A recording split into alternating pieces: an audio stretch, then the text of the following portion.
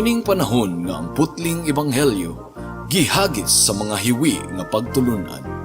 Kinahanglan mo barug ang mga tinun-an ni Kristo sa pagpakigbisog sa paglaban sa pagtuo, nga magkausa ug alang sa tanang panahong gihatag sa Dios ngadto sa iyang katawan. Maoy hinungdan nga namugna kining tulumanon ang putling ebanghelyo. 30 minutos nga pagsabwag sa tinuod nga ebanghelyo. Kauban ni Pastor Jeremias Hangad, ang putling ebanghelyo. Tulumanon nga gihatod kaninyo sa Herald of Grace Radio Ministries Philippines. Ang putling ebanghelyo.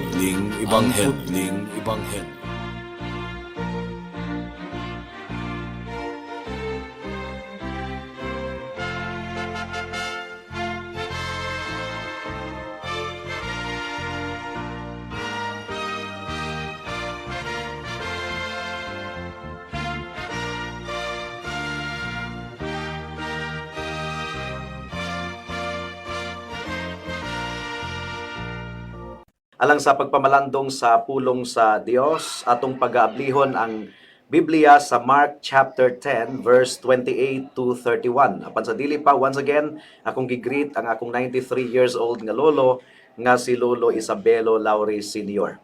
Mark chapter 10 verse 28 to 31. Ang giingon dinhi, unya misulti si Pedro, nasayod ka nga gibiyaan namo ang tanan ug misunod kami kanimo. Miingon si Jesus kanila, sultihan ko kamo nga ang mubiya sa iyang panimalay o mga igsuon o inahan o amahan o mga anak o mga uma tungod kanako ug tungod sa maayong balita. Makadawat ug labi pang daghan niining kinabuhia. Makadawat siya ginatos ka mga balay, mga igsuon, mga inahan, mga anak ug mga uma bisan tuod ug lutuson siya. Ug sa umaabot nga panahon makadawat siya sa kinabuhing dayon. Apan daghan ang nahiuna karon maulahi ug daghan sa naulahi nga karon mahiuna. May the Lord bless the proclamation of His word today. Atong gitun-an ang sugilanon mahitungod sa usa ka dato ug batan-on nga pangulo.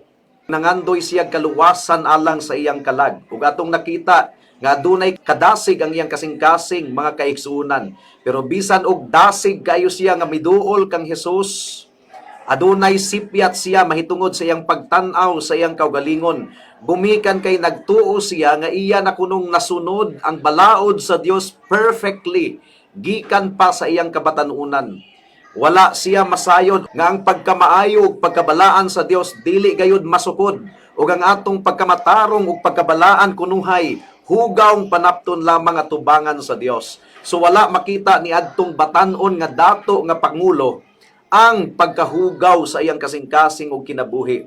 Ug gisugo siya sa Dios nga talikdan niya ang iyang mga kabtangan aron musunod kaniya. Dili willing kadtong dato nga tawo nga talikdan ang iyang mga idols sa kinabuhi aron musunod kang Kristo. Mingon si Jesus, sunod ka nako. Dili siya makasunod kang Kristo gumikan kay naulipon siya sa iyang kabtangan. And after ni adto nga incident mga kaigsuonan, once again gikuha ni Kristo ang kahigayunan nga tudluan na usab niya ang iyang mga disciples mahitungod sa kinaiyahan sa iyang gingharian. Ang giingon sa verse 23, milingi si Jesus sa iyang mga tinun-an ug miingon kanila, lisod gayud alang sa mga dato ang pagsulod sa gingharian sa Dios. Lisod, wala giingon ni Jesus nga walay dato nga mahilangit, pero lisod alang sa mga dato ang pagsulod sa gingharian sa Dios because majority of them naulipon sa ilang kabtangan, ilang gisimba ang ilang kwarta. So, nakuratan ng mga disciples pagkadungog nila niini. Ang giingon sa Mark chapter 10 verse 26, nahibulong pag-ayo niini ang mga tinun-an ug nangutana sila kang Jesus, kun mao kana kinsa man di ay ang maluwas. Gumikan kay sa ilang kultura mga kaigsuonan kung dato ang usa ka tawo gituuhan kadto sa mga tawo nga suod kayo sila sa Ginoo kung dato ug gipanalanginan sa Dios. So, ang conclusion sa mga disciples, kung katong dato nga batan-on nga pangulo dili day mahilangit or lisod nga mahilangit, kinsa naman lang ang mahilangit. Ug ang tubag ni Kristo sa verse 27, mitan-aw si Jesus kanila og mitubag, Dili kini mahimo sa tawo, apan mahimo sa Dios, kay ang tanan mahimo gayod sa Dios. So once again, si Pedro mga kaigsuunan, iyang gihinuklugan kadtong gipamulong ni Kristo sa verse 21 nga usa ra ka butang ang kinahanglan nimong buhaton. Lakaw ug ibaligya ang tanan mong katigayunan ug ihatag ang halin ngadto sa mga kabus ug maangkon mo ang mga bahandi sa langit. Unya balik nganhi ug sunod kanako. Gihinuklugan ug gipamalandungan kadto ni Pedro. Busa sa verse 28, nangutana siya kang Hesus. Ang giingon dinhi, unya misulti si Pedro, nasayod ka nga gibiyaan namo ang tanan ug misunod kami kanimo. Mas detalyado ang girecord ni Matthew mahitungod sa pangutana ni Pedro. Ang giingon dinhi, Ginoo among gibiyaan ang tanan ug misunod kami kanimo. Unsa may among mapaabot, pasabot unsa may ganti nga among hulaton. Gustong masayod si Pedro kung unsa ang iyang paabuton, human niya gibiyaan ang tanan alang sa pagsunod sa atong Ginoong Hesukristo. Again, nadunggan ni Pedro ang giingon ni Kristo sa dato nga biyaan ang tanan ug musunod kaniya. Unya nahunahunaan ni Pedro, kami gibiyaan usab namo ang tanan aron sa pagsunod kanimo. Unsa may among mapaabot? Mo kini ang pangutana ni Pedro. Well, una mga kaigsunan atong i-consider ang giingon ni Matthew. Girecord ni Matthew ang mas detalyado mahitungod sa pangutana ni Pedro ug mahitungod sa tubag ni Jesus. Verse 28 sa chapter 19 sa Matthew, ang giingon ni Jesus, isulti ko kini kaninyo, iniglingkod unya sa anak sa tawo sa iyang mahimayaong trono, diha sa bag-ong kalibutan. Kamong napulog duha ka tinun-an mulingkod usab sa mga trono aron pagmando sa napulog duha ka banay sa Israel. Mo kini ang ganti nga gisaad sa Ginoo sa tanan nga magtutoo kaniya. Sa 12 ka apostoles minus 1 kay si Judas pagapulihan later. So kumpleto gihapon ang 12 mga kaigsuunan. Sa bag-ong langit ug bag-ong yuta, madawat sa mga disipulo ni Kristo ang ganti nga giandam niya alang kanila. Ang giingon sa 2 Peter chapter 3 verse 13, apan nagpaabot kita sa gisaad sa Dios nga mao ang bag-ong kalangitan ug ang bag-ong yuta diin maghari ang katarong. So, nakigistorya ang atong Ginoo sa iyang 12 ka apostoles minus kang Judas nga pagapulihan ra later. Sa verse 29, naghisgot si Kristo mahitungod sa tanang mga magtutoo in general. Ug mo kini konteksto sa nahasulat ni Marcos mga kaigsuunan. Ang 12 ka tribo nga gihisgutan ni Kristo, it's either naga-refer kini sa mga Hudiyo nga nahimong magtutoo kang Kristo symbolically, or it's either naga-refer kini sa tanan nga mga gipili sa Ginoo sa tibuok kalibutan even before the coming of Jesus Christ, sukad pa sa sinugdanan mga kaigsuunan. Ang giingon sa Galatians chapter 5 verse 15 to 16, dili mahinungdanon kung ang usa ka tawo tinuli ba o dili. Ang mahinungdanon mao nga siya bag-unang binuhat. Alang ni adtong nagsunod niining lagdaa, panghinauton ko nga ang kalinaw ug kaluoy mag-uban kanila ug sa tanang katawhan sa Dios. So kining 12 ka tribes of Israel, symbolically it could refer to all of the believers in the whole world. Ug ang pangutana ni Pedro mga kaigsuunan mahitungod sa ganti nga paabuton nila nga mga disipulo ni Kristo. Unsa man ang paabuton nila? Once again, atong basahon ang giingon sa verse 29 mga kaigsuunan, miingon si Jesus kanila, sultihan ko kamo nga ang mubiya sa iyang panimalay o mga igsuon o inahan o amahan o mga anak o mga uma tungod kanako ug tungod sa maayong balita. This is the cost of discipleship, nga talikda nato ang tanan aron sa pagsunod sa atong Ginoong Hesukristo. Ang giingon sa Luke chapter 14 verse 26, kinsa kadtong muari kanako nga dili magdumot sa iyang amahan ug inahan, dili kini literal ha, sa iyang asawa ug mga anak ug mga igsuon, ingon man sa iyang kaugalingon, dili mahimong akong tinun-an. Dili kini literal nga magdumuta sa atong mga giniganan. Ambot ipasabot niini, atong higugmaon ang Dios labaw sa tanan. Ato siyang palabihon labaw sa tanan. Mo kini cost of discipleship. Luke chapter 14 verse 33 ang giingon dinhi, sa samang pagkaagi walay bisan kinsa kaninyo nga mahimong akong tinun-an gawas kun iyang biyaan ang tanan nga anaa kaniya. So mo kini pangutana ni Pedro, gibiyaan namo ang tanan alang kanimo Ginoo unsa man ang among mapaabot. Ang giingon ni Kristo, ang ganti nga paabuton sa tanan niyang mga tinun-an sobra pa kaysa sa ilang gibiyaan nga mga kabtangan or bisag unsa pang mga butang niining kalibutana. Adunay tulo ka bahin ang atong pagpamalandong niining taknaa. Una, general rewards and blessings nga mapaabot sa mga katawhan sa Dios. Ikaduha, ang tinuod nga bahandi or tinuod nga kabtangan.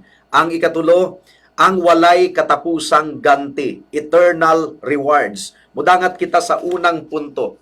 General rewards and blessings nga gisaad sa Dios sa tanan nga nagasunod kaniya. Ang gisaad ni Kristo ginatos kapilo kaysa sa gibiyaan nato dinhi sa kalibutan.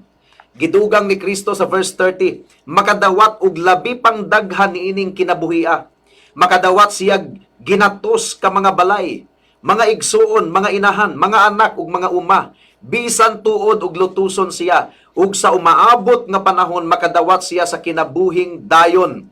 Of course, dili kini literal mga kaigsuunan nga ang tanang Kristohanon madato, ginatos kuno ka mga kaigsuunan, ginatos ka mga inahan, ginatos ka amahan, ginatos ka mga kaumahan. This is not literal. Daghang mga kulto nga mi sulpot mga kaigsuunan gumikan kay ilang giliteral ni nga madato kunuhay ang tanang mga disciples of Christ. Dili. Kung ang usa ka tawo lutuson sa iyang mga ginikanan, gumikan sa iyang pagsunod kang Kristo, adunay mas daghang kapuli. Mga kaigsuunan diha sa pagtuo nga dili maihap sa tibuok kalibutan nga atong higugmaon ug atong mahalon ug mo encourage kanato mga kaigsuunan. So wala gihisgutan ni Kristo ang mga bahandi niining kalibutana, ang mga kabtangan niining kalibutana ingon nga motibo nato gusto tang mahimong Kristohanon kay nagsaad nga madato. No. Mo kanay interpretation sa mga charismatic mga kaigsuunan, sa mga health and wealth gospel. Ilang gi-misinterpret ang giingon sa Luke chapter 6 verse 38. Ang giingon dinhi, panghatag kamo sa inyong isikatawo ug kamo hatagan. Madawat ninyo ang hustong takos ug sobra pagani nga mag-awas kini. Ang sudlanan nga inyong gamiton alang sa uban, mauusab ang gamiton alang kaninyo. So, ang magwali sila nga, madato lagi. Ang tanang mga nagsalig sa Ginoo, madato mo lambo ang kinabuhi. Wrong motive. Mauna nga daghang mga tao nga muhatag sa simbahan or musunod kang Kristo, gumikan kay gahuna-huna sila kung sa ilang madawat nga mga kabtangan ining kalibutana, ilang giliteral ang gipamulong ni Kristo nga mga sumbingay. Gani, ga-warning si Jesus Christ, mahitungod sa paghigugma nato sa mga kabtangan niining kalibutana, kung mo ka na ang atong motive sa discipleship, dili madugay, mubiya, ragihapon kita kang Kristo. Wala nagsaad si Kristo nga madato kita kung mahimo kitang Kristohanon mga kaigsuunan. Ang mga dili magtutoo, kung mahimo kunuhay silang Christian, wrong ang ilang motive. Nindot ining mahimong Christian kay madato ta. Mahimo tang kwartahan. Selfish magyud ang mga tao by nature. Ang but pasabot ni ining selfish, kaugalingon lang ang ginahuna. Nay mga tao nga gustong mahimong pastor or gustong mahimong Christian, gumikan kay nahigugma sila sa mga pagdayig sa mga katawhan. Pero nagwarning ang Ginoo nga dili nato tinguhaon ang pagdayig sa mga katawhan.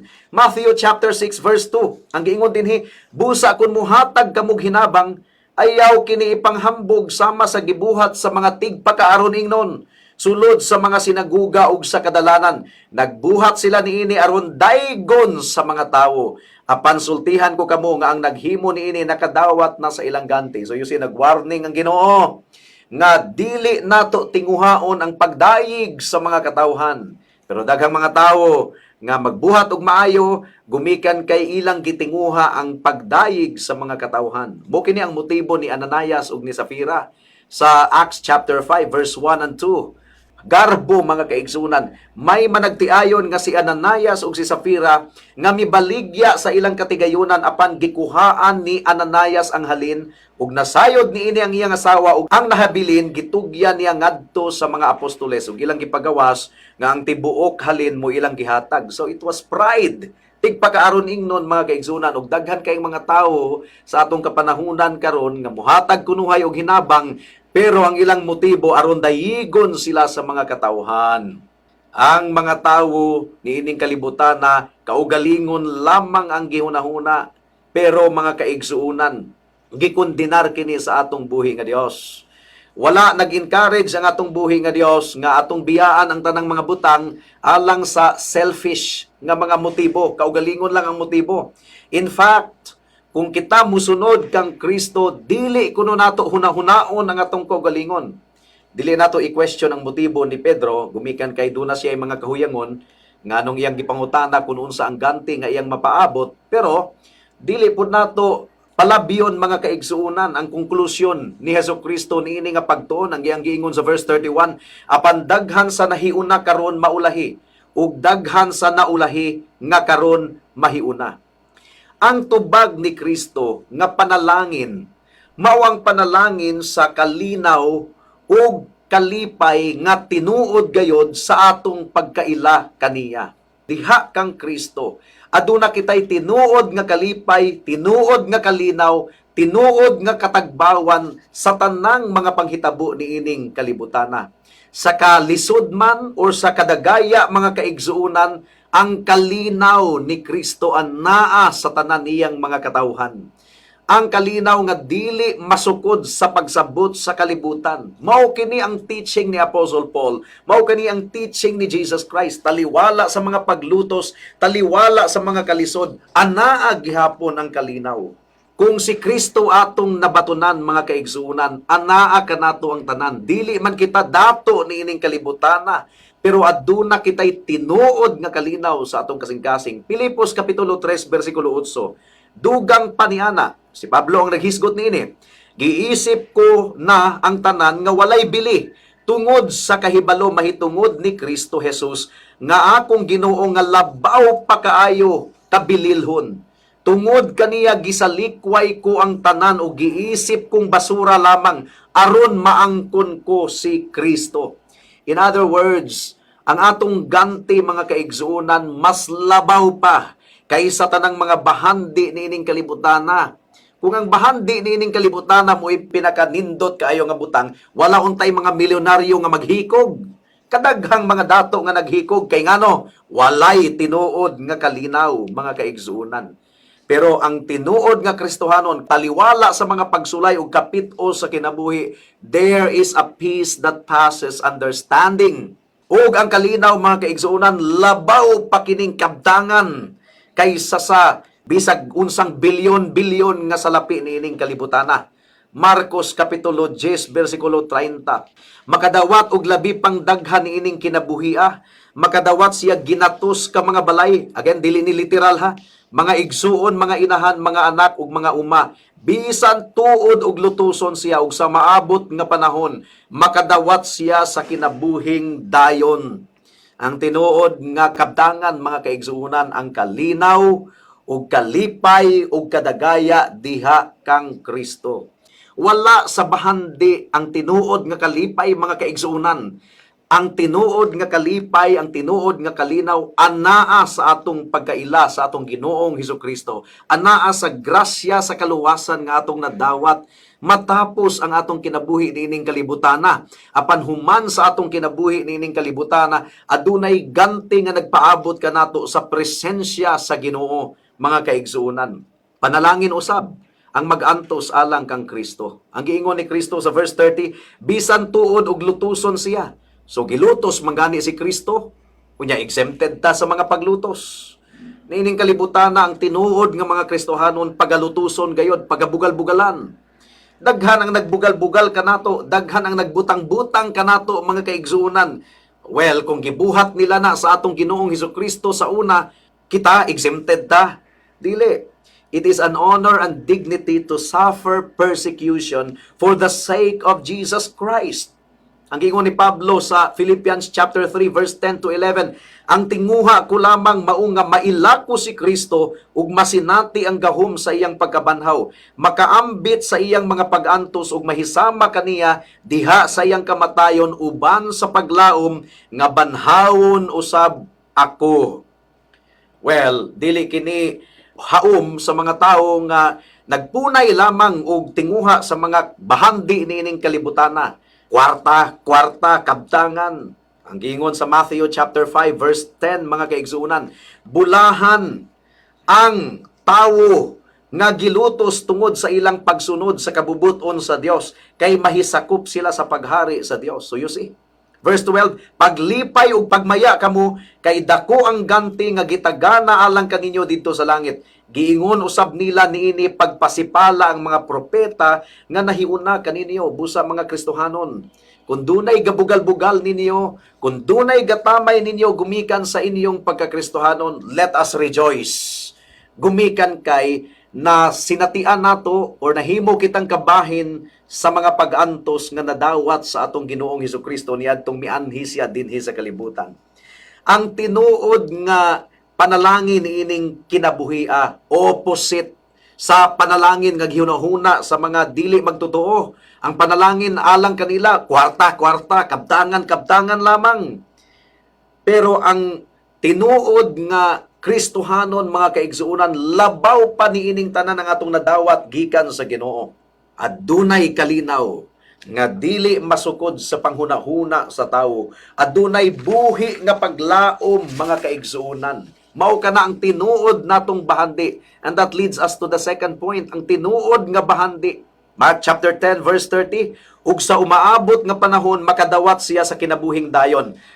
Mo kini tinuod nga ganti nga labaw sa tanan. Ang kinabuhing walay katapusan sa bag-ong langit ug bag-ong yuta. Nasabtan nato ang kinabuhing walay katapusan, kauban nato ang Ginoo hangtod sa kahangturan. Ang kamatayon dito sa impyerno, mga kaigsuunan, mao kana ang walay katapusang silot nga nagpaabot sa mga tawo nga naaraog pangandoy sa mga kabtangan ining kalibutana, mga kahilayan ining kalibutana, mga worldly things. Ilang gibaylo ang Dios para niining kalibutana, para sa mga laway, mga kahilayan ining kalibutana. Karon, hangtod sa kahangturan ng impyerno, mao kana ang opposite sa panalangin nga nagpaabot sa tanan nga mga anaa kang Kristo. Mga eternal kita nga mga binuhat, mga kaigsunan. When we say eternal, ang atong kalag dili mamatay. So, ang pangutana, eternal suffering in hell or eternal reward in heaven? Ang ganti nga nagpaabot sa tanan nga mga magtotoo kang Kristo is that we will be with Christ forever. Ang gingon sa Romans 6:8, kung namatay kita uban kang Kristo, gituuhan nato nga mabuhi usab kita uban kaniya. Praise God! 2 Timothy chapter 2 verse 11, matuod gayud ang giingon, kung namatay kita uban kaniya, mabanhaw usab kita uban kaniya. O, di ba panalangin kaayo, mga kaigsuunan? 2 Peter chapter 3 verse 12 and 13, samtang maghulat kamo sa adlaw sa Dios nga ang mga langit mo silaob ug maugdaw ug ang mga butang mga tunaw tungod sa kainit. Apan nagpaabot kita sa gisaad sa Dios nga mao ang bag-ong kalangitan ug ang bag-ong yuta diin maghari ang katarong. Revelations chapter 21 verse 1, unya nakita ko ang usa ka bag-ong langit ug bag-ong yuta, kay nahanaw naman ang unang langit ug ang unang yuta, ingon man ang dagat. Ganti nga nagpaabot sa tanang magtotoo. Mahimo kitang susama kang Kristo. Ang atong lawas mapulihan ug lawas nga dili madunot. 1 John chapter 3 verse 2, minahal kong mga igsuon, kita karon mga anak sa Dios. Wala pa nato matino kung maunsa gayon unya kita, apan ang nasayran nato mao nga inigabot na ni Kristo, mahisama kita kaniya kay makita man nato siya sa iya gayong pagkasiya. Praise God. Philippians chapter 3 verse 20 to 21, apan ang atong puloy-anan atua sa langit, ug mahinangpon kitang nagpaabot sa pag-anhi sa atong manunubos gikan sa langit ang Ginoong Hesukristo. Ilisda niya ang atong mga lawas nga may kamatayon sa lawas nga mahimayaon sama sa iyaha pinaagi sa gahom nga gigamit niya sa pagmando sa tanan. Ang wala pa makadawat sa grasya sa kaluwasan mga kaigsunan, dili gayud makaistorya og ingon niini. Higala kung wa pa gyud nimo masabti ang kaluwasan pinaagi sa grasya, wala kay paglaom nga susama niini. Busa pamalandungi kini mga kaigsunan. Ang ebanghelyo, ang good news nagatanyag sa libre nga kaluwasan nga madawat sa tanang mga makasasala nga motuog mosalig kang Kristo. And we have this living hope. 1 Corinthians chapter 15 verse 53. Kay kining lawas nga madunot kinahanglan magsulob sa pagkadili na madunot, o kining lawas nga mamatay kinahanglang magsulob sa pagkadili na mamatay. Now, kung kining lawasa sudlanan lamang sa atong kalag nga eternal, o pagkahuman niini mapulihan kini og walay pagkadunot nganong mahadlok man kitang mamatay. Moabot ang panahon nga kita mamatay ug muatubang sa paghukom apan kung ikaw anaa kang Kristo adunay paglaom sa kinabuhing walay katapusan. Ikatulong punto, ang atong eternal nga reward, ang atong ganti hangtod sa kahangturan. 2 Timothy chapter 4 verse 7 to 8, gihimo ko kutob sa akong maabot ang pagpakiglumba ug natapos ko gayud kini. Giampingan ko ang akong pagtuo karon gitagana alang kanako ang ganti sa kadaugan, ang purong-purong sa pagkamatarong nga niadtuon niyang adlaw, iganti kanako sa Ginoo ang matarong nga maghuhukom. O kini dili kanako lamang kundili sa tanan gayod nga nagpaabot sa iyang pagpadayag. Nagpaabot ka ba sa pagbalik sa Ginoo? Ang tinuod nga Kristohano nagpaabot. Human ining kalibutan na makita nato si Kristo nawong sa nawong. Busa bisag unsa ang atong mga kalisod nga masinatian ni ining kalibutan na dili nato kini bali-balihon gumikan kay adunay ganti nga nagpaabot ka nato. Bulahan kamo kun biay-biayon og daog-daugon sa mga tawo. Matthew 5:11 to 12. Ug butang-butangan sa tanang matang sa kadautan tungod sa inyong pagsunod kanako. Paglipay ug pagmaya kamo kay dako ang ganti nga gitagana alang kaninyo didto sa langit. Giingon usab nila niini pagpasipala ang mga propeta nga nahiuna kaninyo. Adunay ganti nga atong gipaabot mga kaigsunan. 1 Thessalonians chapter 2 verse 19 to 20. Kamu lamang ang among paglaom, ang among kalipay ug ang hinungdan sa pagpagarbo namo sa among kadaugan at tubangan sa atong Ginoong Hesus. Inig-anhi niya kamo gayod ang among garbo ug kalipay, matud pa ni Pablo. Bulahan ang milampos sa mga pagtamay ug mga paglutos niining kalibutana, mga pagtintal tungod kay adunay ganti nga nagpaabot kanato. Para sa mga pastors nga matinud-anon gayod nga nagproklamar sa ebanghelyo ug nag-amuma sa mga kalag, ang giingon sa unang Pedro chapter 5 verse 4, ug inig-abot na unya sa pangulong magbalantay makadawat kamo sa mahimayaong korona nga dili mulubad. Adunay korona nga nagpaabot kanato. Mao kini ang atong paglaom. Naa ka ba niini nga paglaom higala? Kung tinuod nimong nadawat ang grasya sa kaluwasan, walay hinungdan nga dili ikaw mulaom niining butanga. Pero kung wala pa nimo masabti, kung unsaon nga ang mga makasasala nga susama nimo ug susama nako maluwas, mapapas ang ilang sala at tubangan sa Dios. Kung wa nimo masabti kung unsaon nga ang libro sa judge sa maghuhukom inig tan-aw sa imong ngalan, limpyo ang imong record, unsaon man kana nga ikaw makasasala, ako makasasala, unsaon man kana, dili nato mapapas ang atong daotang record mga kaigsuunan. The good news is this: si Kristo mianhi dinhi sa kalibutan aron sa misyon nga mapapas ang bad record sa tanang nagsalig ug nagtuo kaniya. Kung walay pagpaagas sa dugo, walay pagtabon sa kasalanan. Mao nga gipaagas ni Kristo ang iyang dugo dito sa krus sa Kalbaryo. Iyang giula aron ang tanang nagsalig kaniya matabunan ang ilang mga sala ug sila pagaisipon nga matarong atubangan sa Ginoo. Mao kana ang maayong balita sa kaluwasan. Ug kinahanglan nga ang atong sapot ang atong biste ini katubang nato sa Ginoo, limpyo gayud kaayo, wala kitay sapot nga ingon ana. The good news is this: kung ikaw nagasalig kang Kristo, ang iyang pagkamatarong isulob kanimo. Busa ang kaluwasan from start to finish. Anaa lamang gayod kang Kristo. Salvation is in Jesus Christ alone. Busa higala undangi na og salig ang imong kaugalingon ug ibalhin ang imong pagsalig sa atong Ginoong Hesukristo. Dawata siya ingon nga imong Dios ug manluluwas. Ug kun imo kining buhaton, bisan karon dayon, ang imong mga sala pasayloon, tabunan ug pagaisipon ikaw nga matarong atubangan sa Ginoo. Believe in the Lord Jesus Christ and you will be saved. Magampo kita. Salamat o Dios sa mensahe nimo niining taknaa. Ug among gipangayo o Dios ang bunga niini nga dili kini mailog sa yawa, kining kamatuuran gikan sa imong ebanghelyo o Dios. In Jesus name we pray. Amen. Alang sa dugang nga mga pangutana, mahimong mo text kang Pastor Jeremias hangad sa 0935 744 3030.